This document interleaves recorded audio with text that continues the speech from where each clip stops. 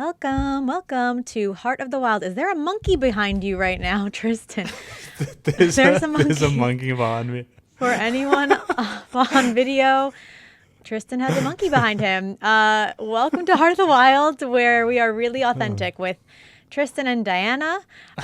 Today we're talking all things wildlife, animal conservation, life on safari as normal. We've got a little visitor with us today. And we've got a really fun topic to chat about. We're talking today about the relationship between guide and tracker while on safari, which Tristan knows intimately about and can't wait to dig in. So hello, Tristan, and goodbye to your monkey friend. Yeah, so that's my sister. Um, Did you say your sister or your assistant? my sister. Your sister is going to love that. Yeah. Your actual sister. No, well, just in case you didn't think I was in Africa, and actually with this background out on a cruise ship in the middle of the ocean, there's proof, eh? Yeah, no, that's authentic, for real. Yeah, that's so funny. Yeah, but hi, how's it going? Hello, everybody. It's good. It's good. We are decidedly less interesting here at Spotify Studios with our logo, but no wildlife here today, other than my no dog wildlife who is walking behind you. not too far. Exactly. Oh, Oh, yeah. so cute. It only So took cute. 6 minutes for you to bring up your dog. No, it took me 2. It took me 30 seconds. She'll come up again. Don't worry. That's So. funny. All right. Guide and tracker today, Tristan. Cannot wait to dive into this topic. To kick things off, would love to chat about what is that? Like, I think for anyone who has not been on safari, would love to talk about the roles of what a guide entails, what guiding entails, what tracking entails, and why that relationship between the two is so important. Yeah, I think firstly, one of my favorite things that I love to see when I've got guests that haven't been on a safari before is when they first arrive at the lodge and they come for the first game drive. You walk up to the car. A lot of people don't really know what's going on. They see the vehicle. There's no roof. Okay, there's 3 rows of seats. There's 6 seats in the back of the car. You'll be amazed how many people I have to tell, like, okay, go, you can jump in now. Go sit down. And they're always like, where do I sit? I'm like, you can sit anywhere. Right? Most of the time, the car's like just for like either that family or those two or guests. So like, you can jump in anywhere. But immediately people focus right on the chair in the front of the car. Like people thinking, whoa, like what happens there? Like what's going on there? I mean, there's literally like, if you can imagine like a pickup truck in South Africa, we call it a bakkie.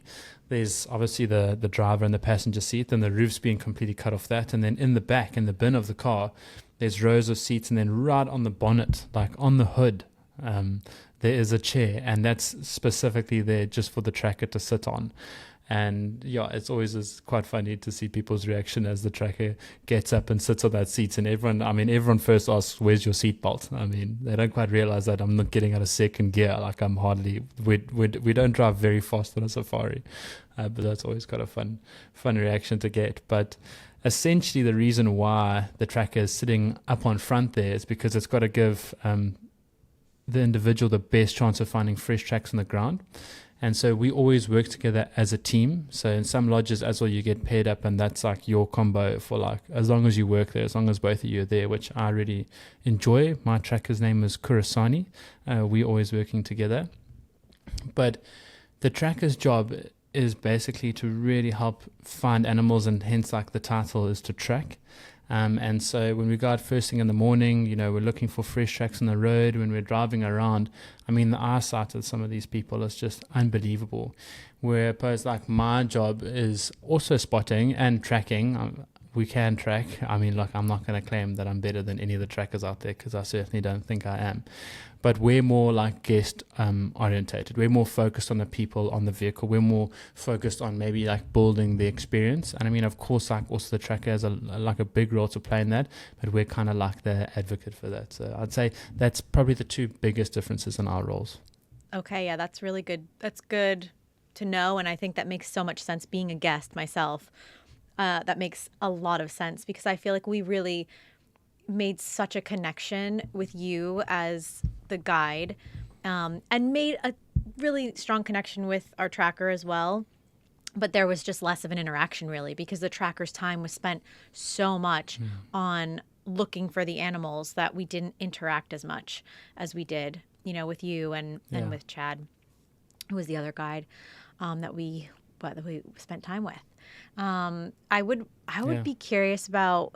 I was so impressed on like the spotting of the animals that the tracker was able to find, like in trees, for example, or just very far away from where we were to say like, and I noticed that he would just sort of like move his hand and like you would know something between the two of you. It was like a foreign language, like it wasn't even like a specific language, though there was some other, I think, maybe Afrikaans being spoken or something like that. But there was more of like a sign language being spoken between the two of you. So I'd love to hear more about how you communicated and also made it surprising for the guests.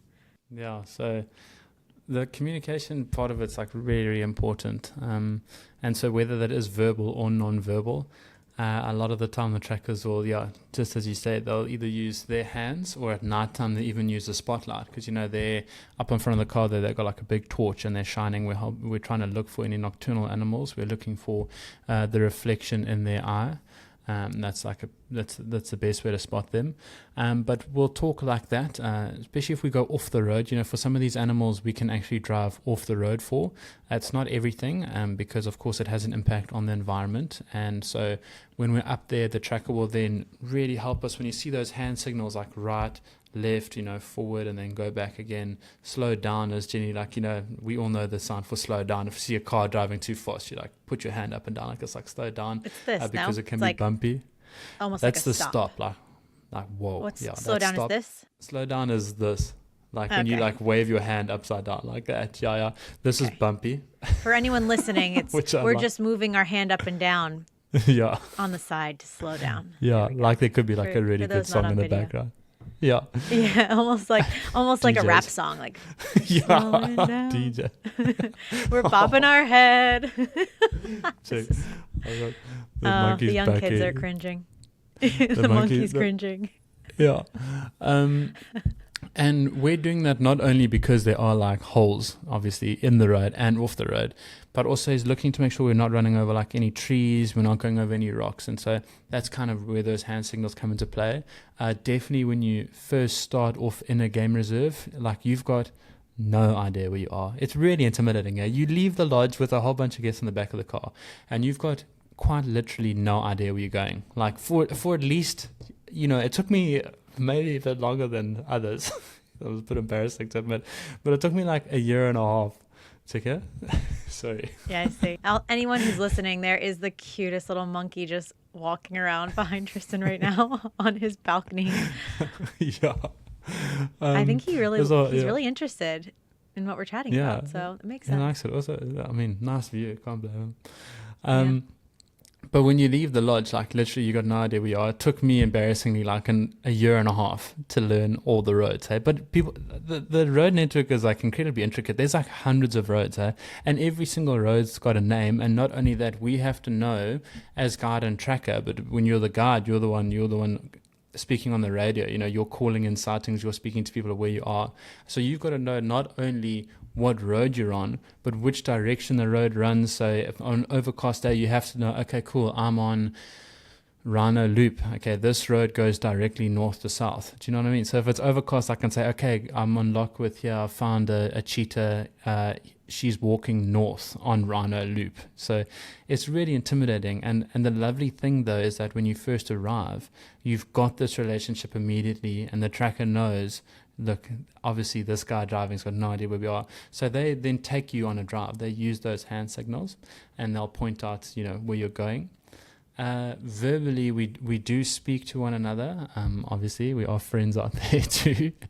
But we do speak to one another, but we won't usually use English. Like we will to a degree, but it depends on the area you are. You're in South Africa, you can go on safari and just about every province in the country, and there's 11 official languages. So it's an incredibly culturally diverse country. And so just the area in which I work there is a lot of Afrikaans, but the language we're actually speaking is called Xitsonga. The Shangaan people speak Xitsonga. And so we'll mostly say animal names in like the Xitsonga language. And, we do that for the reason that if we've got guests that really want to see a leopard, and I'm listening on the radio, so I've got an earpiece in, so no one can hear what's happening on the radio, but obviously I want to keep my tracker, my teammates informed on what's happening out there, what's going on, so we can kind of plan a route as to like where we're going to go. And then so I'll tell him that, I'll say, Kurosani, there's one ingwe, which means leopard. I'll be like, there's an ingwe. It's quite far from here. It's like very mobile. It's going through the bush. And so we can then decide together whether or not it's actually worth trying to go find that animal, that leopard, that ingwe, or if it's worth actually to rather spend the time that we would have spent trying to get there, trying to maybe find fresh tracks, get Kurosani out on the ground and try to track our own.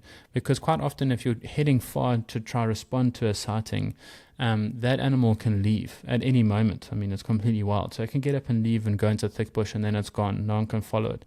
And then we've lost that time in between then to that, so we've maybe taken away the opportunity of us actually tracking and finding our own, which when you're out there is a lot more rewarding, quite a lot more exciting actually, especially for us if we work the ground, we work the tracks, we work together as a team, and we manage to we're successful with the sighting. Oh, yeah. Okay, that's really cool. I think that the language sort of system I find so fascinating and so smart, too, to be able to speak with one another without giving away any, exciting upcoming sightings from the rest of the groups.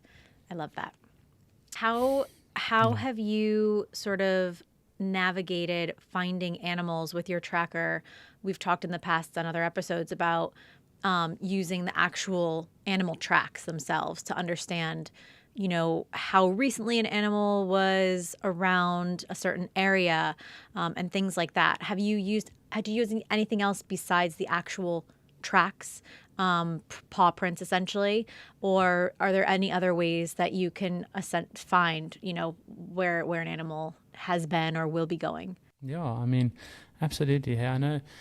We spoke about it a bit in our first episode in RY, but essentially, when we're out there and we're looking at tracks, the first thing we are going to do is assess how fresh the track is. And so you're looking for something called like a line of demarcation. So you're looking for really the crispness of the track. You can tell the difference, like, even you, Da, like when you're out on safari and someone showed you like a really fresh track as opposed to like a track from like 2 days ago, you'd be able to tell the difference in that the ridges around either the paw print or the hoof or the pad, they're going to be quite sharp. They're going to be quite crisp. You're going to be able to see, okay, whoa, like that's nice and fresh. We can maybe work this track. A trick that I got taught and that I used is if you've got like a boot with like pretty nice tread on the bottom of it, it's often a good idea just to stand next to the track and you can kind of compare them. You can see, wow, okay, look how proud the ridges are of this animal's track and compared to my boot track. I mean, they're quite similar. Another way of reading it is in the morning if they're on top of vehicle tracks. So we know like maybe in the afternoon or the evening we drove this road and like now, okay, there's lion tracks on top of the car tire tracks. And so that's an awesome way for us to get like a window. So we know, okay, at least we know this isn't from like a day and a half or 2 days ago. Otherwise it's pointless trying to track that animal. I mean, that it could have walked literally kilometers, miles and miles away. Also wind. So you get a lot of wind scarring. And so we will try and remember like at nighttime or even between like the morning and afternoon activities. So you'll get 2 game drives in a day. And so if it's like really windy, let's say like at like 12 o'clock when you were back from your morning game drive, everyone's back at the lodge, but the wind is picked up and then you go out again at 3 and you can see, all right, so this track is on top of the vehicle track, but it has now been blunted by the wind. So then again, what's pretty cool is you've got a bit of a time frame. You can now read, okay, well, the wind really picked up from this time to that time. And again, I'll be honest with you, that's where the trackers are incredible because they're paying a lot more attention to that than me.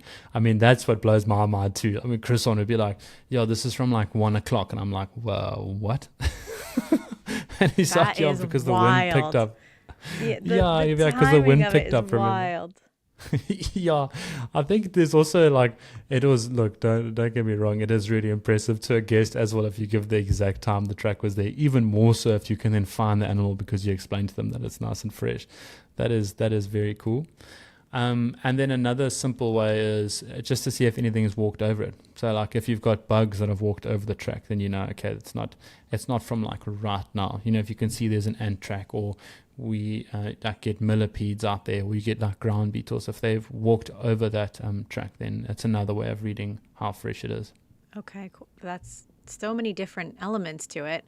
Do you have a Yeah. sense on that ability to spot? Like we've talked about leopards in the tree from so many miles away. Like, is that something that's developed, or do you think that's something that a tracker is sort of born with? How does that all work? Because I think what also impressed me so much, we just talked about how wild it is for a tracker to know the timing of, a track itself. But I also know that Kurasani, for example, could spot an animal from miles away, really. And I wonder if that's something that is developed or is Yeah. learned, essentially. Yeah, I'm so sure that there is like a born skill in that sense. I mean, definitely when you're out there, like I know when I arrive back from leave now, like I'm gonna be really quite bad at finding animals when I first get back. Yeah, I'm gonna be so out of it. I'm used to looking at the ocean now and like driving around traffic, So I'm not in it. We call it our bush eyes. Like I'm just not in it. Like it's gonna take me a good week and a half, 2 weeks to get back into the role of things. But you definitely do have some people, trackers are generally always, these individuals that seem to have like been given like a skill, like an absolute talent when it comes to spotting an animal. There's so many times we arrive in a sighting and like the tracker, whether it's Kurosani, Eric, Jack, like so these are some of the trackers of the lodge I work at. They'll like be like, it's right there, man. Like look over here. It's like it's in the bush here. Just turn around like this, do this. And I've got binoculars, and I'm like, I cannot see this animal. I asked the rest of the guests, like, can anybody see it? Like, no.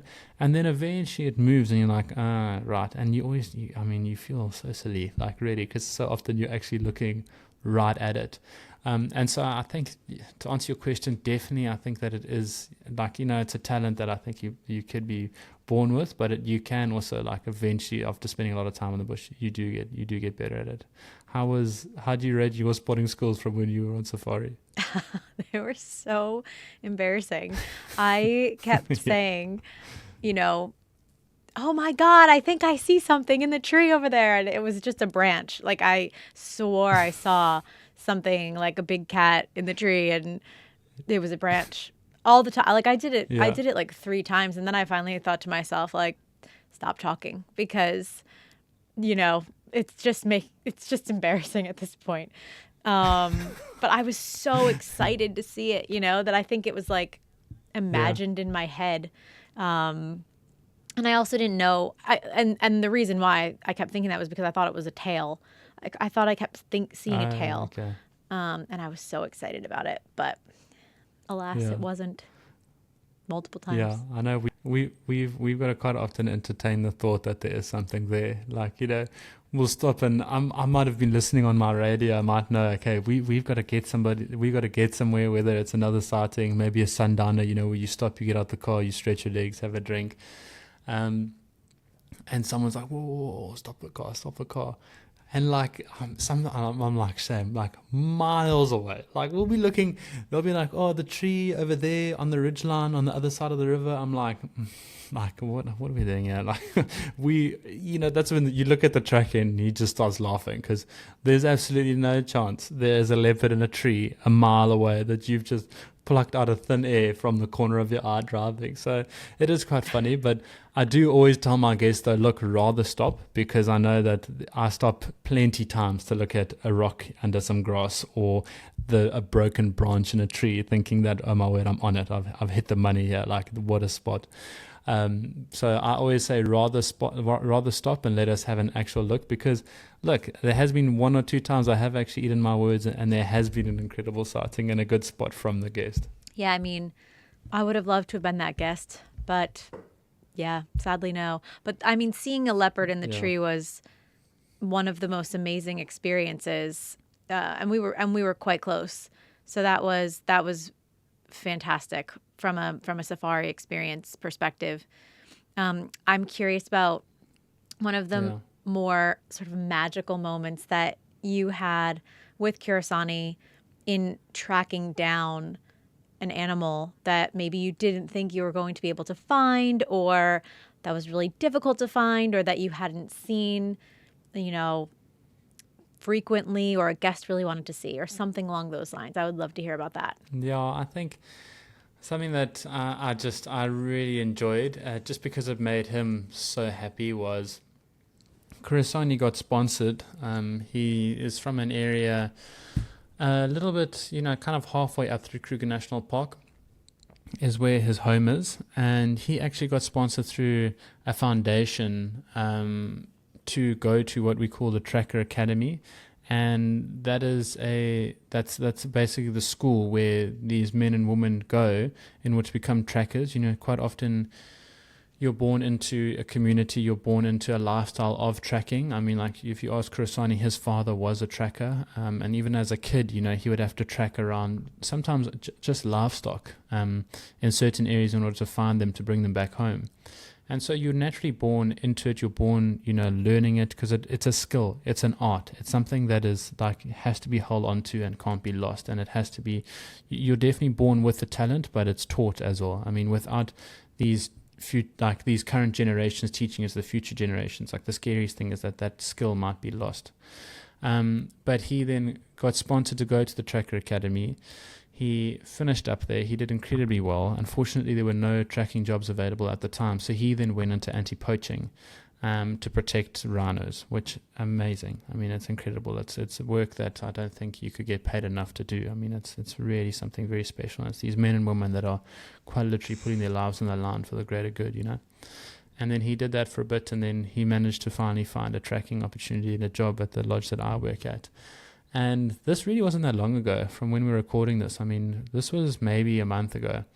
And the man that came through and sponsored him came to the lodge to stay. And I've been working with Kurasani now for about a year, and he never gets nervous. So this man is like ice cold. He's cool as a cucumber when you're out there. And I don't think I've ever really seen him very nervous. I haven't got much reaction out of him. He's always just loves to be out there. But this guy arrived. And then I'm like, how are you feeling? And it was the first time I could see he's making sure the car's perfect. We've got all the glasses in the cooler box and the hot box, all the drinks are there. Fuel tanks. I don't think the fuel tank was always full. I'm actually pretty sure he filled it up between every game drive. Because he wanted to show that he's look what I've become, look who I am. He worked so hard and he deserved all of this. And we left in the morning. It was the last morning that this man was there, and we were driving through, and he picked up on fresh male leopard tracks. And so we're driving, he picks up on these fresh leopard tracks, and we're following them, and they're just getting fresher. When you're following a track and it just gets fresher and fresher, and and I'm all of us come on, Kurasani, come on, big guy, let's do this. And then he goes and it crosses over a boundary. It crosses over a cut line, which is heartbreaking. So a cut line is essentially, the whole reserve is open, but there are separate private reserves within one reserve. It gets a bit complicated, but it's all private land essentially. So unfortunately, as much as I would love to, you can't drive everywhere.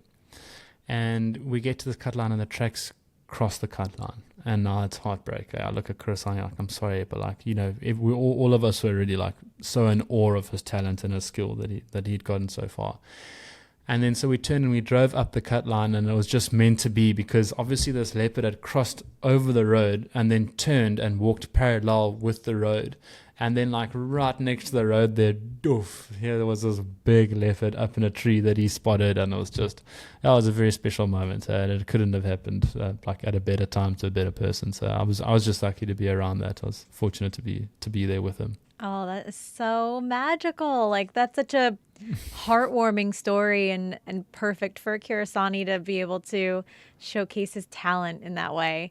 I love that so much. Yeah. And also an amazing spot, to be able to track perfectly, to have that leopard spotting. That's incredible. Go Yeah. Kirisani. Yeah. We're happy for you. And I was saying it was very, very cool.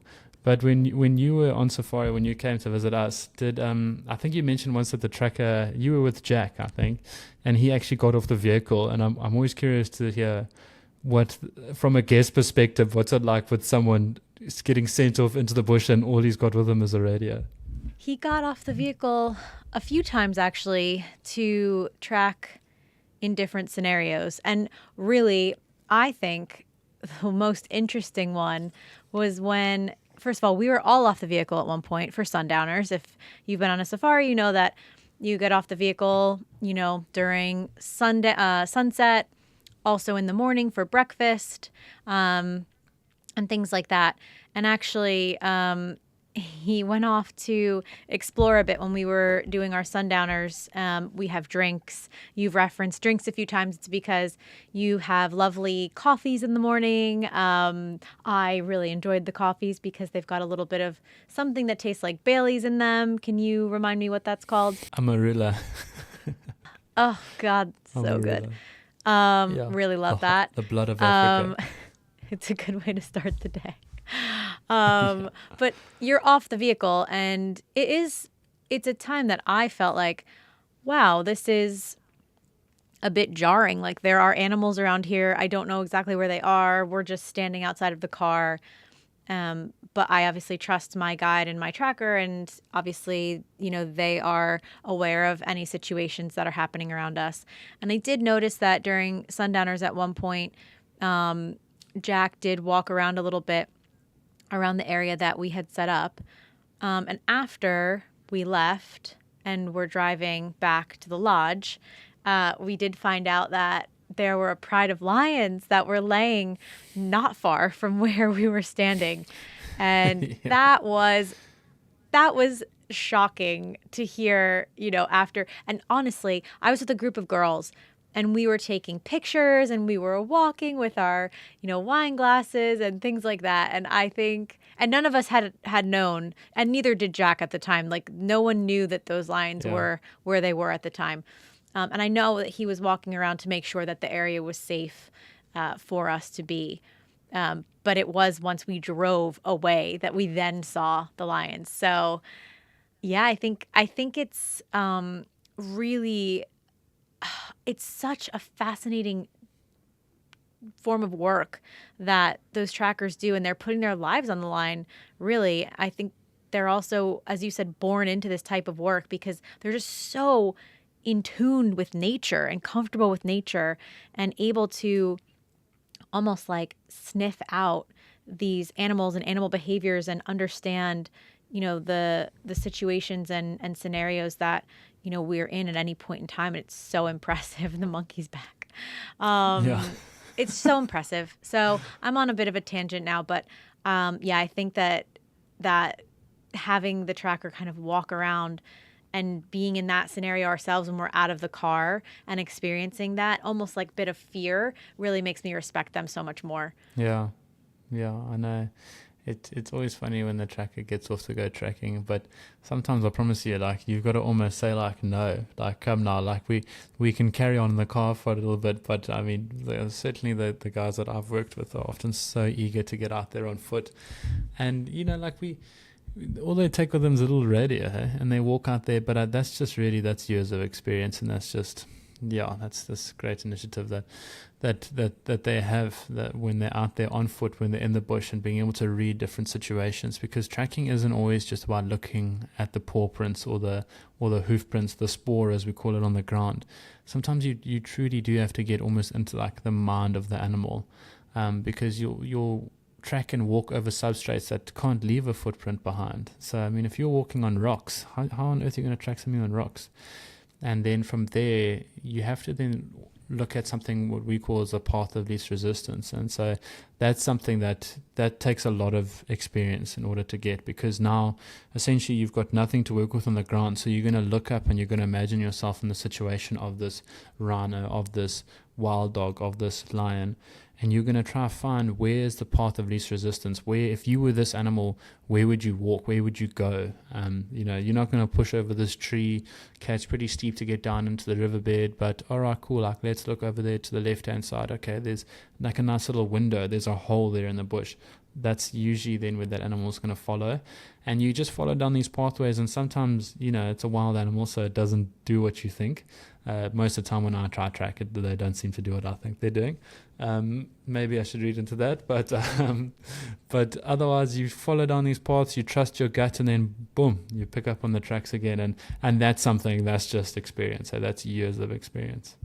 I think it's so special, though, to be in that scenario and be that attuned to nature. That's why people go on safari, because they're connected to phones. I mean, I'm saying this and people are listening to us on Spotify or on YouTube and connected likely on a device of some kind. But so thank you for that. But I think the beauty of being on a safari is that, you can disconnect fully. I have never had less viewing time on my phone than I did when I was out in the bush. I think I had averaged like 3 minutes of time on my phone or something like that. I had used a separate device to take pictures. I was not on my phone, and I was so happy with it. And I think it gets you in a mindset and to have the ability to really, really connect on like a different level with your surroundings. And it allows you to do things like that, to put yourself in the mind frame of an elephant, or to just stare up at the stars and, understand what the different landscapes are in the galaxy. I'm getting really deep right now, but like, it's so magical. Like, I think that is why safaris are just the most magical thing that you can do. I know we're getting a little bit, again, on a tangent off of like tracking, but I think that's I'm going down a rabbit hole, but I do think that's why it's so incredible to be in that situation, and probably why a really great tracker, as you said, is sort of like born with these abilities, because it's just something that is inside you and is like, and correct me if I'm wrong, but I believe Kurasani's been in that sort of situation his whole life, and is has been brought up around animals and things like that. Same with you. It's part of your sort of DNA, and how lucky to be able to have that as part of your existence. No, 100%. Like, I actually often find it quite funny where we'll get some guests that they want to test their tracking skills, maybe from wherever they are around the world. They come through and they want to try take on like literally like the master trackers.